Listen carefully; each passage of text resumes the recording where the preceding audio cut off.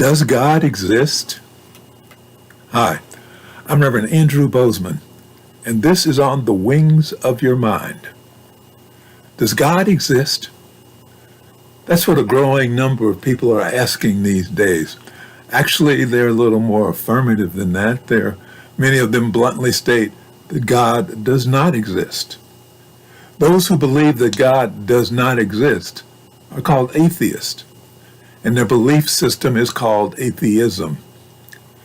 Now, to clarify, atheism is actually defined as without a belief in God or gods, or the lack of belief in God or gods. Now, most of us here in the United States do believe in God or gods, and those who believe in God are often emotionally triggered by those who don't. To not believe in God is so far outside of the believer's worldview that it's almost impossible to conceive of the possibility that someone does not believe. Of course, there are those who enjoy aggravating people who believe in God by making fun of them, making fun of their beliefs, by calling their beliefs superstitions, and unprovable. Prove that there's a God. It's a very emotional subject. So let's talk about it and make it in a less emotional subject. Remember, we are individualized expressions of infinite intelligence. We are spiritual warriors.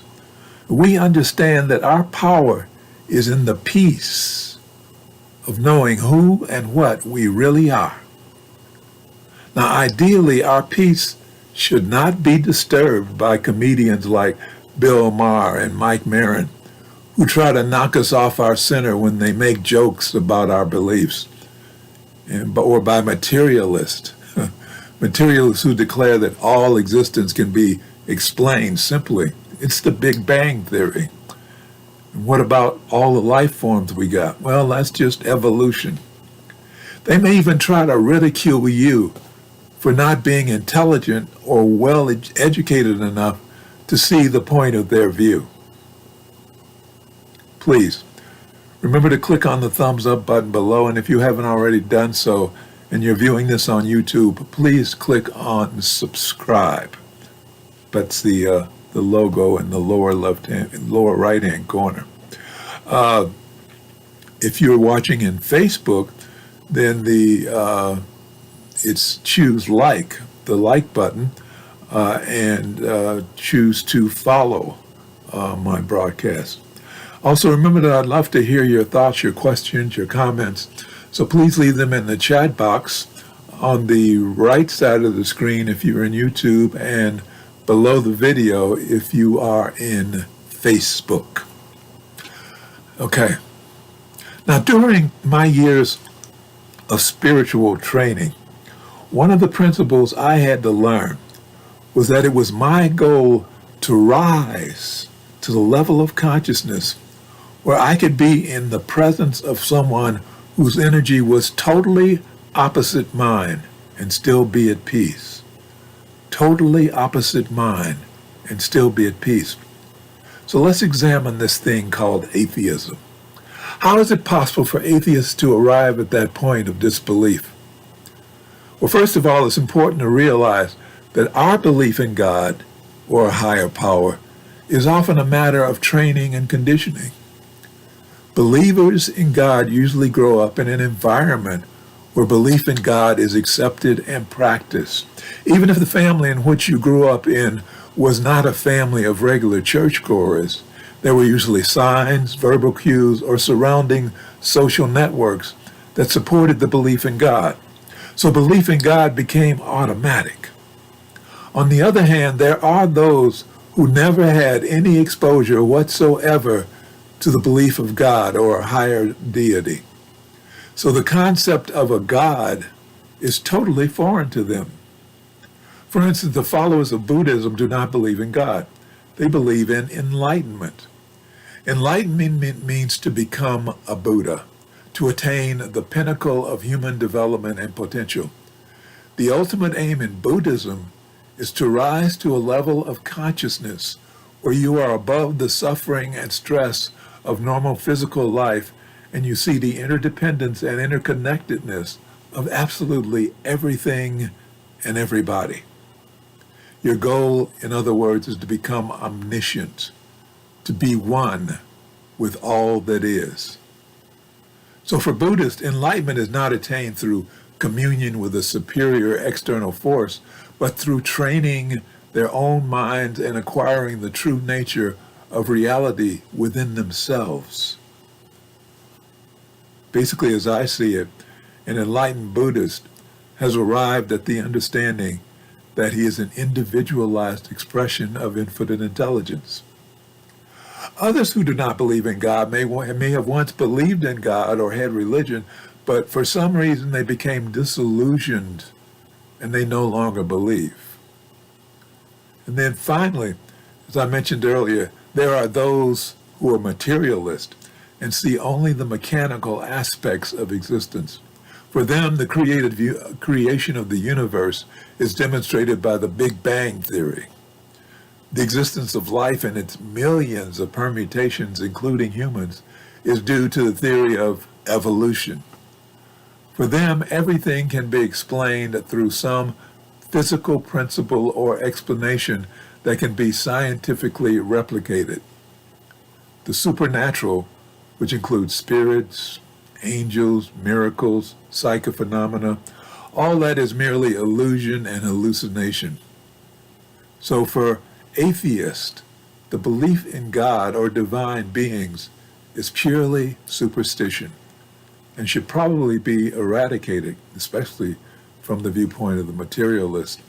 That way, the rational material world can continue and advance unimpeded by the religious freaks who gum up the works with silly resistance like morality and human rights.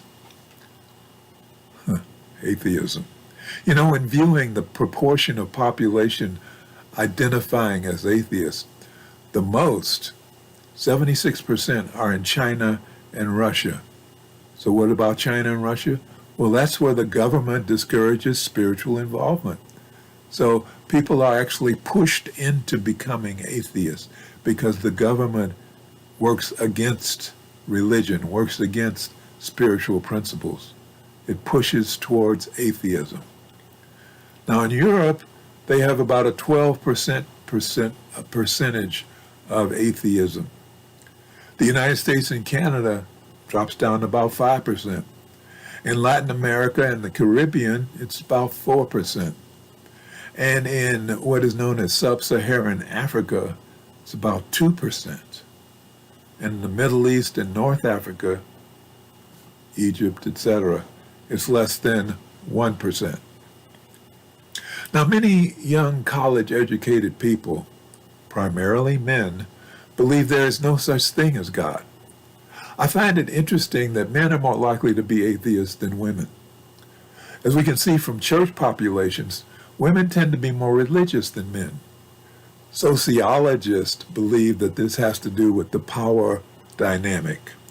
That is, since men have the power, they see no need for spiritual connection. After all, they're masters of the universe. Whereas women, who are more likely to call on that spiritual connection because of their lack of power. While there's some truth in that, I actually think it's much deeper. I think women are more in touch with spirit because of their bodies. You see, the body of a woman experiences dramatic changes every month, and it makes them more sensitive to the world around them, the hormonal disruption. Also, with their ability to give birth, they are the bringers and nurturers of life, which is a highly spiritual endeavor. Additionally, the brains of females have more connectors than the single-focused brains of males. That's right. Women have more active brains than men do. Men only have one thing at a time. Women can do many things at a time, mentally.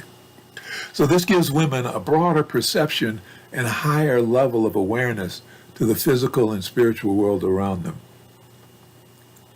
So atheism does have some gender aspects to it, more masculine than feminine.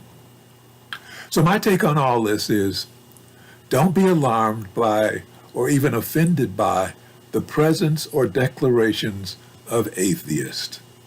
They have nothing to do with your belief systems. Besides, there are some things we do have in common with the atheists, with the non-believers.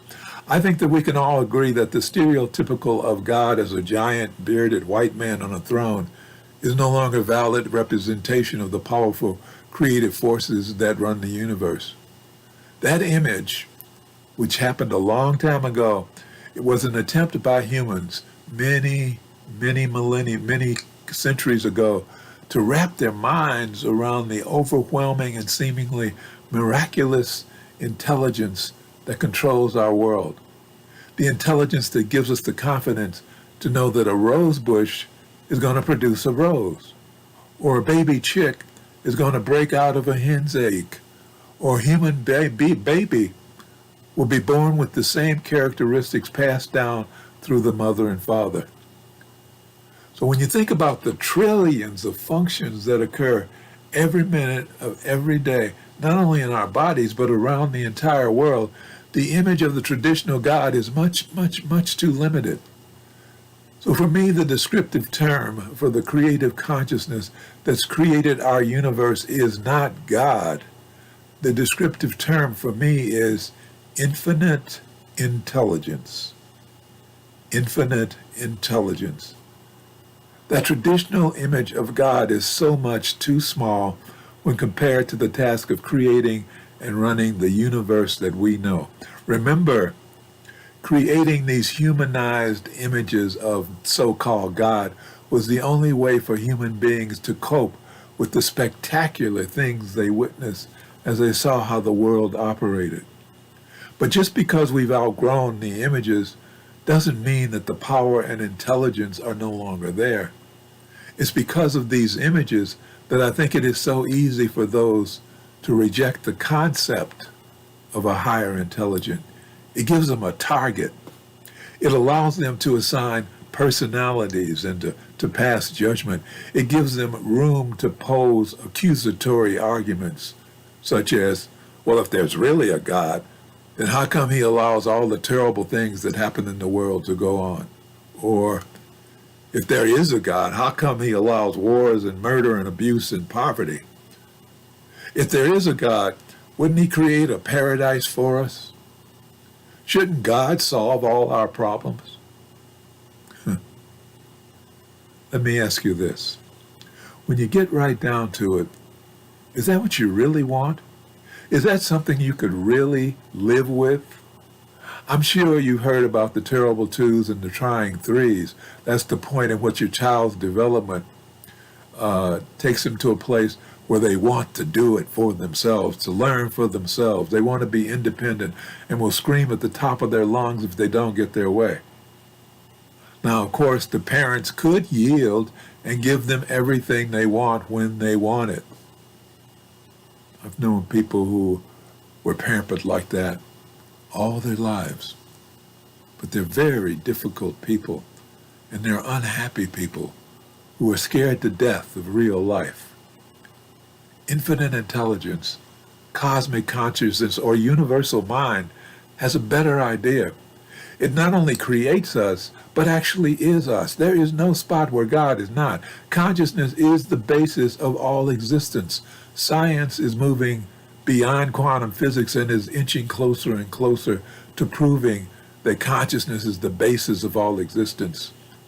Everything comes from consciousness, which I refer to as infinite intelligence. But we do not have to wait for science to reveal the truth to us. Right here, right now, we know the truth. Infinite intelligence is expressing through us as us. Infinite intelligence gives us the power to grow and expand and to solve and to rise in consciousness. Yes, there are wars, but we have the power within ourselves to prevent them once we learn how to tap into and yield to the infinite power of love within us. Yes, there is poverty, but we have the power within ourselves to solve poverty once we learn how to go within and rise in consciousness to yield the power of love within us, the infinite power of love within us. Yes, there is disease, but we have the power within ourselves to not only cure disease, but to prevent disease once we realize that disease is a product of fear and anger and unforgiveness generated within our own minds. So that problem too, that problem of disease can be solved once we learn how to tap into and wield the power of infinite love. The power of infinite love.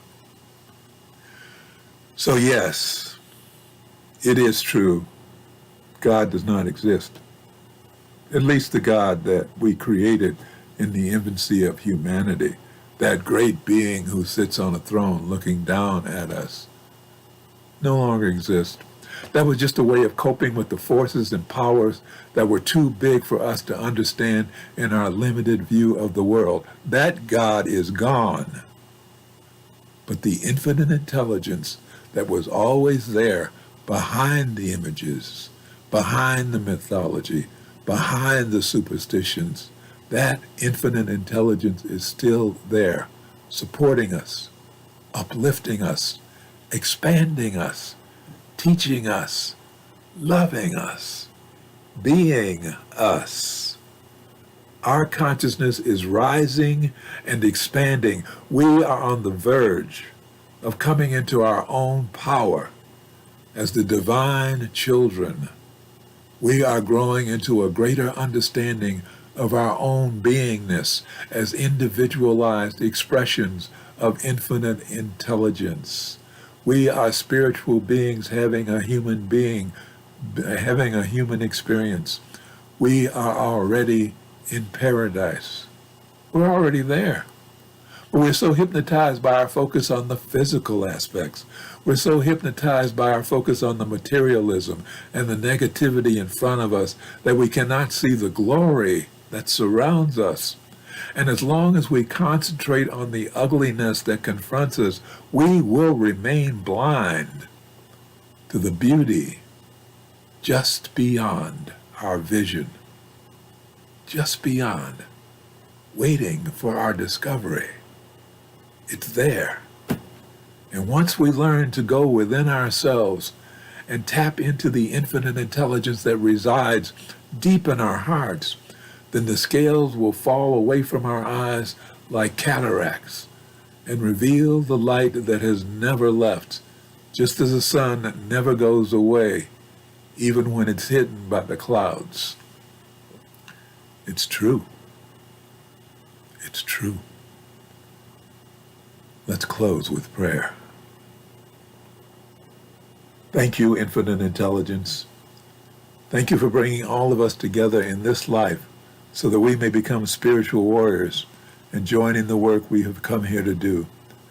Thank you, Infinite Intelligence, for bringing us into this space of awareness and a deeper understanding of ourselves and our relationship to life and infinite intelligence. Thank you for showing us who we really are. We open our minds and hearts to the truth of our being. We are the children of God. We are individualized expressions of infinite intelligence. And because we are part of the greater whole, we're beginning to understand our value to the continuity of life on this planet. As we become channels of your power, infinite intelligence, we can feel your presence within ourselves and within our lives more and more.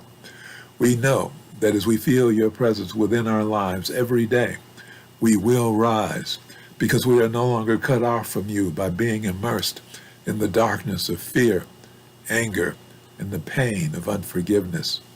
So we are now restoring our connection through the grace of forgiveness, knowing that as we learn to forgive ourselves for the pain we have caused to ourselves, and as we learn to forgive those who have inflicted pain upon us, our connections will grow stronger, and our lives will grow happier and healthier and more prosperous. And for this, we are truly grateful. As above, so below. As within, so without. And so it is. Amen. Please click on the thumbs up button below. And if you haven't already done so, please choose to subscribe using the logo on the lower right-hand corner. Remember, I would love to hear your thoughts and comments, so please use the chat box or the comments section below. And if you're viewing this in Facebook, please click on the like button and choose to follow my broadcast and use the comments section below the video. So thank you for spending time with me. Thank you for watching. I hope to see you tomorrow. In the meantime, I am Reverend Andrew Bozeman, and this has been On the Wings of Your Mind.